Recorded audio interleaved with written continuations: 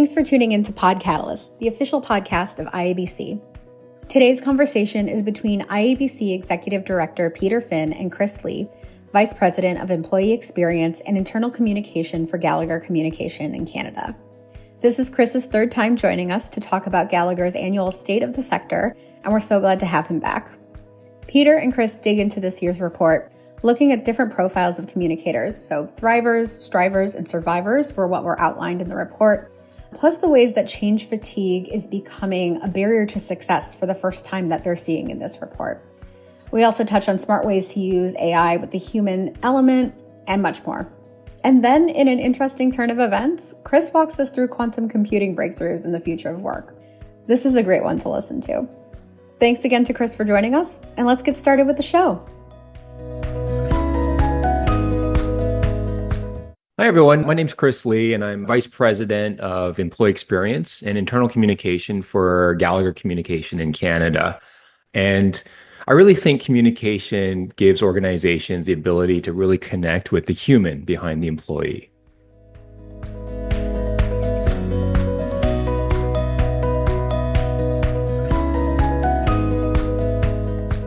Well, Chris, it's great to have a chance to speak with you again. I want to say you're a friend of the show because we've had you on a couple times. And yeah, looking forward to, getting your perspective on the new Gallagher report. So first question I had was just, I love the survivors, strivers, and thrivers as being kind of the theme of the report. What was the thought process behind creating these profiles, and what does each of them mean? Yeah, and as you say, Peter, this year's Gallagher Employee Communications report really introduced these profiles for the first time. And the survivors, strivers, and thrivers, it was a way to categorize and find some themes. But ultimately, it's just a way for us to stimulate a little bit of reflection and provoke a little bit of conversation using these themes that we connected when we looked at all of our responses. Our behavior and insights lead, it's a fellow by the name of Vinnie Foreman, really brilliant guy. And what he did was he used patterns and themes that he collected from the data to create these groupings using what he calls a statistical clustering approach, which is beyond my own knowledge about this kind of thing, but he tells me it's a probability-based technique that's used in data science for market research and psychology. And ultimately, from what I understand about what this does, is it takes a lot of those dimensions and reduces them into more meaningful data sets to create value and clarity out of the research. So maybe what I'll do, Peter, I'll sum up a little bit about what the different profiles mean. But ultimately, the survivors group, it's when we think about how we sum up the survivors group, the survivors tend to operate within tougher conditions. So they've got more limited structures, channels, direction from leadership. And so for survivors, what ends up happening is that their efforts tend to be a lot more reactive. And for a lot of survivors, it's difficult to find the bandwidth for growth and future planning. It's like that feeling of just trying to keep your head above water all the time. And what we found in the data is that survivors are often individual contributors in enterprise organizations. But then the next group with strivers, this is more of a resilient bunch with opportunities to build momentum. And, progress towards the organization's purpose tends to be a little bit more satisfying with strivers, but it really does depend on the environment and the capacity to be able to think in proactive ways. And you'll find a lot of strivers in mid-size and larger organizations.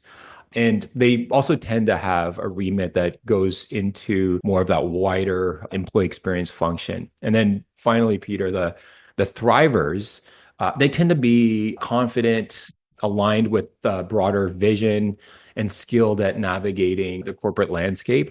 And these are great relationships, and they have great relationships and access across different areas of the business, which will give the thriver more opportunities to align communications with broader leadership vision. And as the report suggests, most of what people are doing is reflective. It tends to be reflective of the environment that they operate within. But these labels of survivors, strivers, and thrivers, they're not intended to suggest that one group is more desirable than the other, but it's just a different way of clustering some of the findings that we found. Was there any relationship to industry at all? Did that have any impact on kind of the percentages of thrivers versus strivers versus survivors, or was a fairly common breakdown across industry? I don't know if that was something that was the surface in the research. Yeah, it's a good question. I don't remember seeing anything or having conversations Mhm. about how it broke down by industry. I'm sure Mhm. if there was anything interesting that Vinny and the team found Yeah. that that it would have been mentioned in the report. So my best guess is that nothing so much so that would have been noteworthy. Yeah, yeah, yeah. And you mentioned with survivors too that it tended to be more individual contributors. Is that correct? So does that mean with the thrivers, was there a trend where thrivers were more at the executive level or senior management level? Is that a generalization you can make, or I was just curious? Yeah, a little bit. I mean, Yeah. I would say that the survivors, as you say, Peter, they were a little bit more likely to be in more of an individual contributor type of role, Mhm. with a little bit more admin and copywriting tasks as well. So wearing a lot of Yep. different hats, Yep. and also more likely to face change fatigue and less of ability to kind of see how their contributions really stack up against Yep. the bigger picture. And the other thing, I think this is a big opportunity, not only for survivors, but also thrivers and strivers. I think one of the biggest things that's an opportunity for all internal communicators is honestly is really just developing those skills for managing stakeholder relationships across the organization and being proactive about it and giving themselves a chance to be more proactive about thinking about change management if and when it invariably comes up. So I think across all levels, these opportunities to find ways to be a little bit more anticipatory and able to understand the bigger picture at their organizations is fundamental. You might have seen, Peter, that one of the things that we found in this year's report is that on average, internal communications teams had 7 KPIs. And one of the things that we found was that 6 of those KPIs are actually shared with other departments. So this really Oh. underscores the importance of Mhm. managing and mining those connections across the organization. Yeah. And the survivor profile was, I guess, one of the smallest, right? It was like 11%. 11%. Um, Yeah. so I would assume there's an opportunity for, I don't know, helping out some of those folks if they're feeling so overwhelmed. But I guess the good thing is that it was only 11%, though. I mean, that seems like a fairly, small percentage. Yeah, it is. And having said that, one of the things that we find, just about every year is that one of the biggest challenges that communicators face, it tends to be capacity and Yeah. time constraints.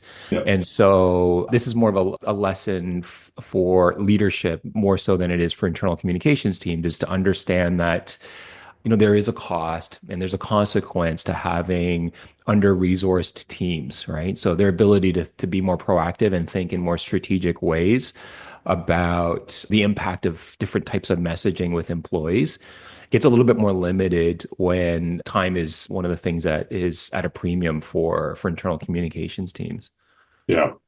And I know you brought it up before, but employee change fatigue. So that was a new barrier to success that surfaced in the report. So I believe 44% had said it, marketing as most impactful. So what's driving this and how can communicators mitigate it? And I would imagine this isn't just specific to communicators too. I'm sure there's a lot of different professions are facing this right now, especially right now. So yeah, I'd love to get your perspective, Chris. Yeah, well, and it is interesting that we saw it for the first time, change fatigue as this key barrier to success. But I think it's always important, to your point, Peter, about how often it can impact not just communications teams, but all kinds of professions across the organization and across all kinds of verticals. And so I always think it's instructive and important for teams, people leadership to remember about the role that they can play in promoting the importance of prioritizing self-care, right? So this year's report, the top barrier to success. So, the top two was lack of time and capacity, and that was followed by change fatigue. And really, these two issues that have surfaced to the top are two factors that will invariably impact well-being. So, Yeah. managing relationships, like I was mentioning before, I think it should always be a focus for internal communications teams, because not only does it help you create a more anticipatory environment and be able to zoom out and kind of at least anticipate sort of the big moving pieces, but it can also help increase satisfaction with your internal partnerships, your relationships that you're trying to build.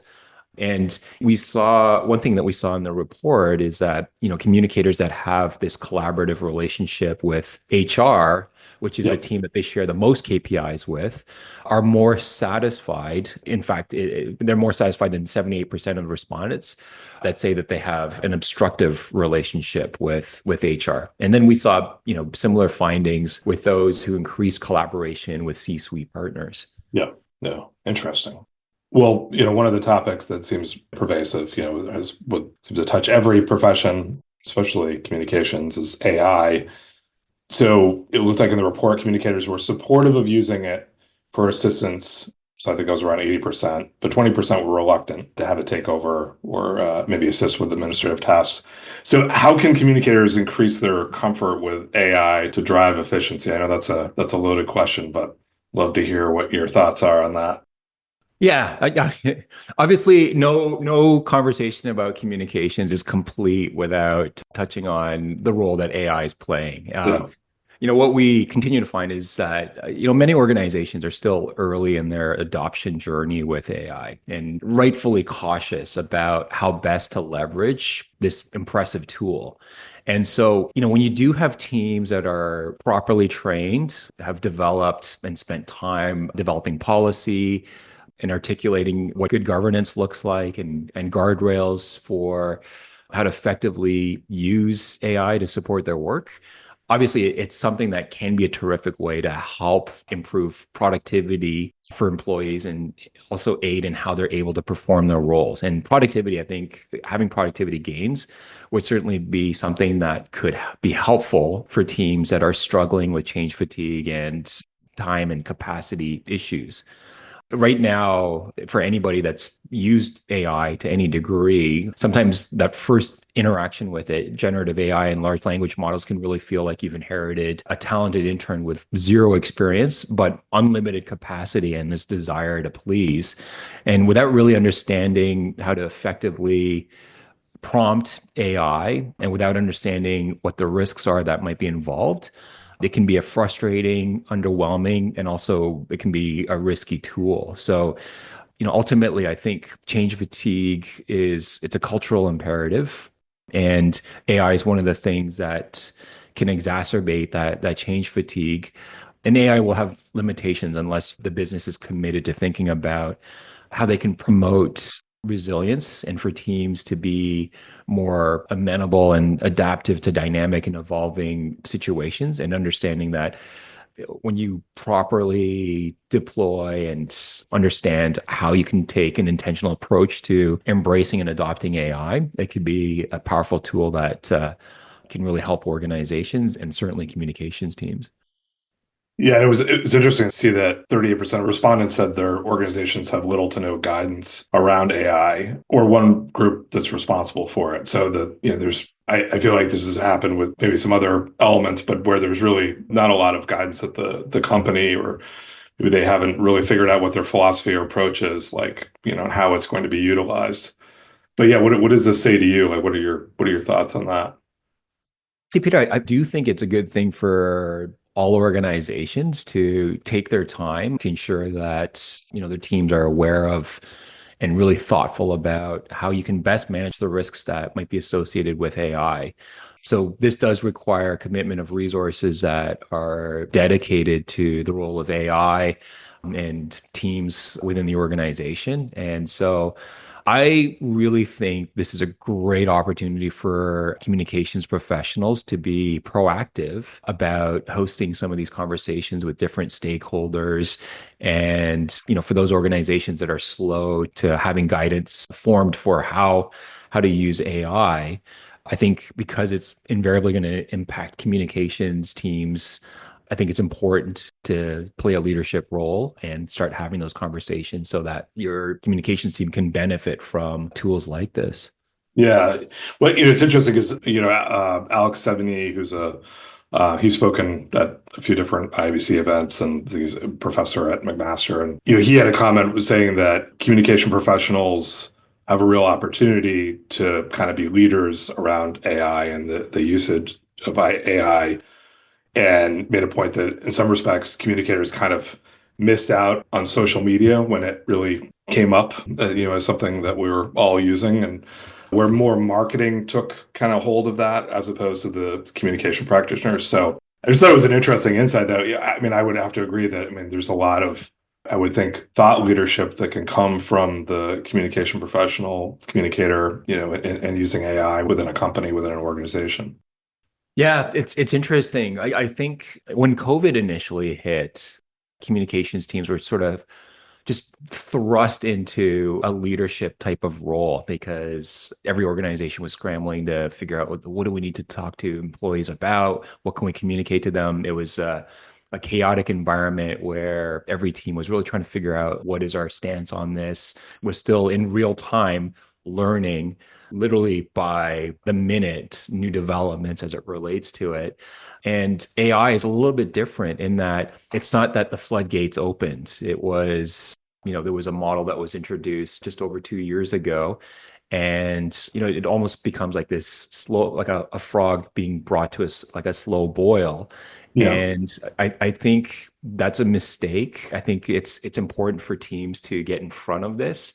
It's not going away, and it's something that I think it is really important for organizations to do more than they probably are right now. I think a lot of them are kind of sitting back, waiting for someone else to take the lead and say, this is how it should be done. And I think every organization should be thinking about it because in the absence of appropriate planning and taking a deliberate approach as an organization, every employee has access to AI on their personal devices, things like that. And they might be using it in ways that really could pose a risk for organizations. So the more intentional that people are about it, I think the better. And also this is that opportunity for communications teams to play a leadership role in something that all leadership teams understand is something that we got to get serious about. But a lot of organizations are still struggling to understand, given the numbers that we're just talking about that we saw in the report, a lot of organizations are still waiting to see, let's see what everybody else does. And I think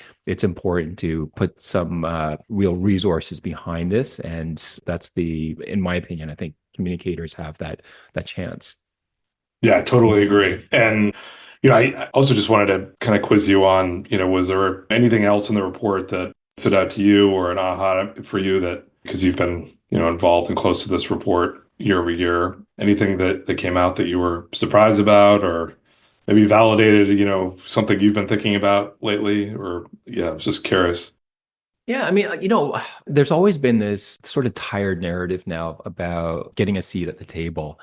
And, the themes that you've touched on, Peter, from our report are some of the most important things that would be, in my mind, of interest at this table, right? Because I don't think enough communicators even think about what are you even going to do once you do get a seat at the table? What kind of conversations are you prepared to have? And I think a lot of communications teams are fantastic mechanics in understanding the mechanisms behind good communications, but leadership teams aren't necessarily going to be interested in the same kinds of KPIs that communications teams might be interested in, especially as it relates to channel performance and things like that, right? And so I think being more proactive about having an understanding of the bigger, larger themes that are broadly intersecting across organizations. The communications teams internally have a unique role in that they're able to see the whole thing and be able to connect the dots in a way that is of tremendous value to leadership teams. And also internal communications teams have the additional ability to have a finger on the pulse of employees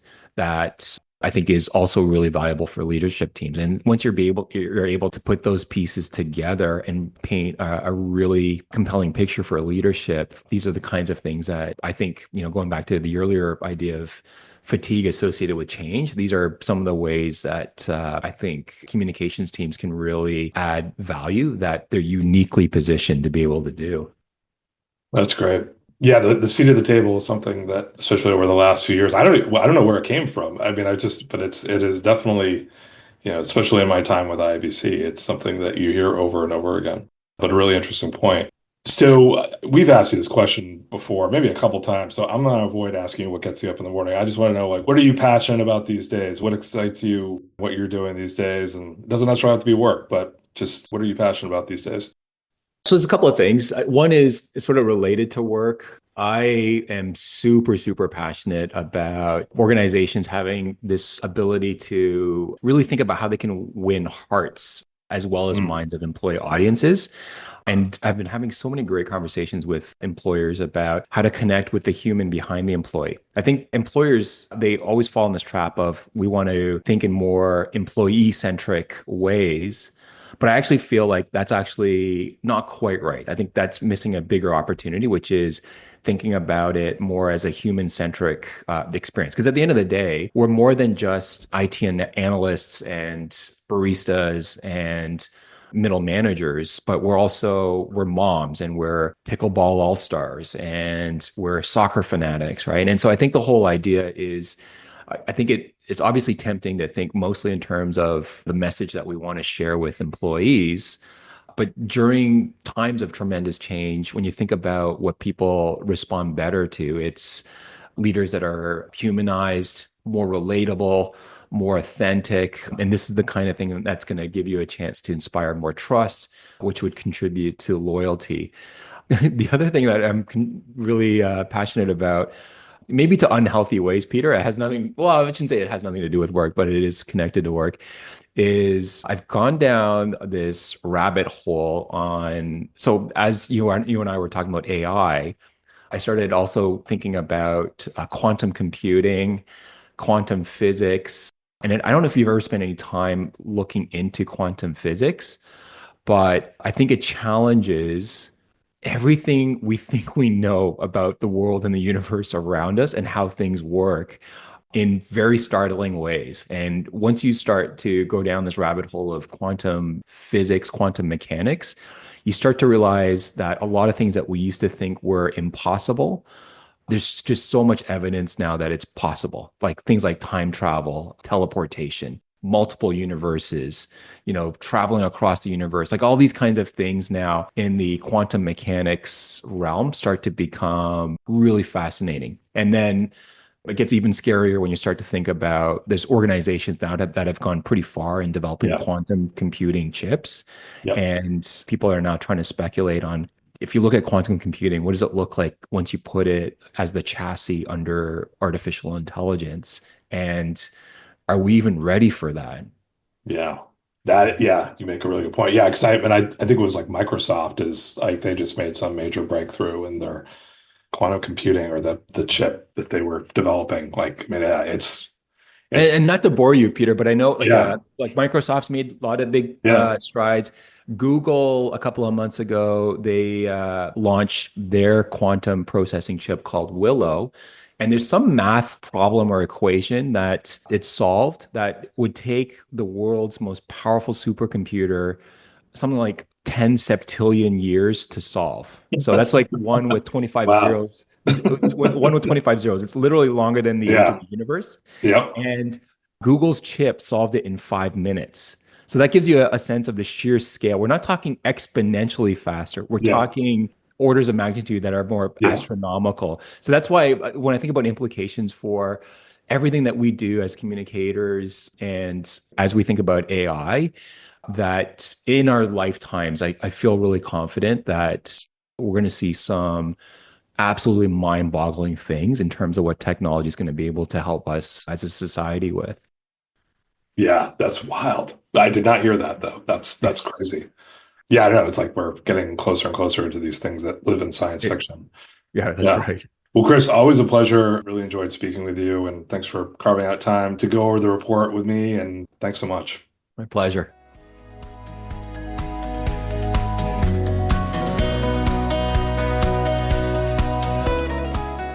Thanks for listening to PodCatalyst, the official podcast of IABC. If you've enjoyed today's episode, please be sure to subscribe, rate, and review. Have a suggestion for a future episode? Send us a note at catalyst@iabc.com. To discover all IABC has to offer, visit our website at iabc.com. Until next time.